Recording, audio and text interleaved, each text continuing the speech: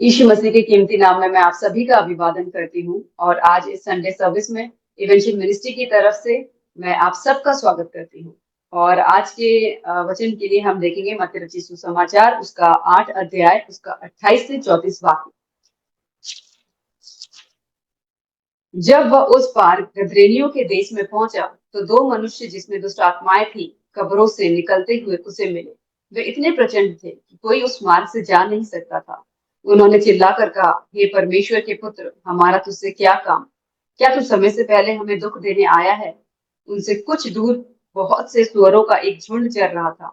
दुष्ट आत्माओं ने उससे यह कहकर विनती की, यदि तू हमें निकालता है तो सुअरों के झुंड में भेज दे। उसने उनसे कहा, जाओ।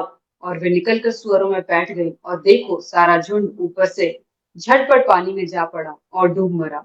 उनके चरवाहे भागे और नगर में जाकर ये सब बातें और जिनमें दुष्ट आत्माएं थी उनका सारा हाल कह सुनाया। तब सारे नगर के लोग यीशु से भेंट करने को निकल आए और उसे देखकर विनती की कि हमारी सीमा से बाहर चला जा। Two men with demons in them met Jesus in the country of Gadarenes.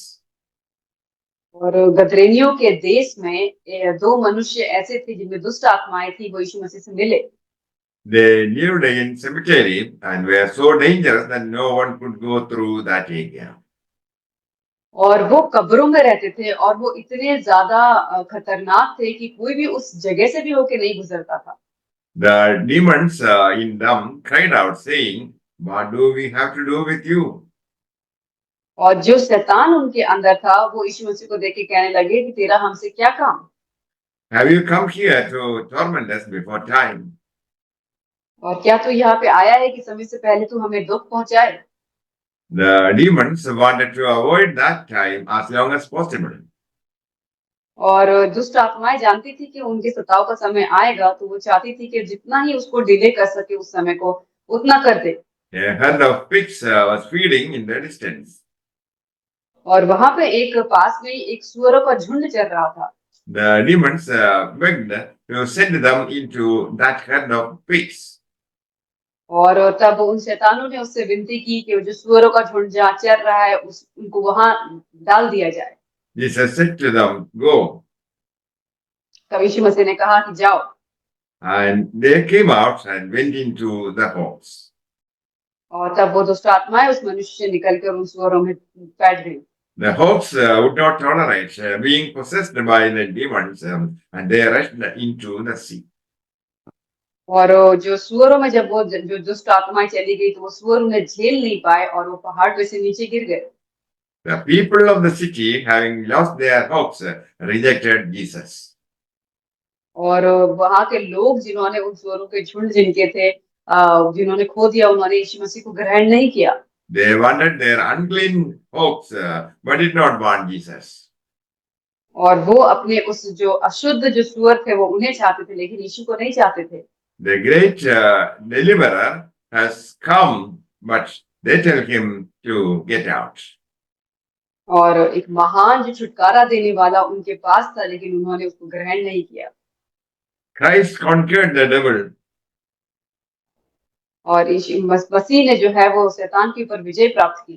He sets the prisoners free. और उसने जो बंदी थे, कैदी थे, उसको आजाद किया। He presents himself as a great liberator. और उसने अपने आप को एक बहुत ही महान जो छुटकारा देने वाला उद्धारकर्ता के रूप में आया। Two amazing things happened by the power of Jesus Christ. और दो बहुत ही अद्भुत चीजें हुई यीशु मसीह के सामर्थ्य से। The first amazing thing that happened is two demon-possessed men were now free and their humanity was restored. और पहली अद्भुत घटना वो ये हुई कि दो ऐसे व्यक्ति जिनके अंदर शैतानी शक्तियां थी, ताकतें थी, वो आजाद हो गए और उनकी जो इंसानियत थी वो वापस आ गई। Their relationships were restored. और उनका जो रिश्ता था वो फिर से बन गया।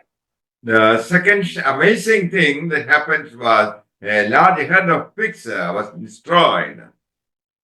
और दूसरी अद्भुत घटना ये हुई कि बहुत एक बड़ा जो सूअरों का झुंड था वो खत्म हो गया।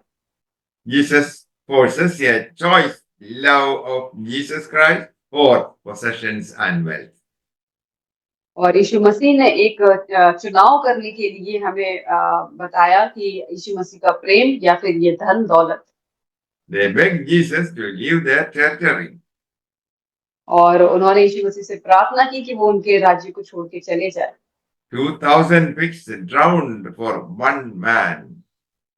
और 2000 जो सूअर थे वो एक इंसान को बचाने के लिए खत्म किए गए। Jesus was prepared to destroy the local economy to save a man.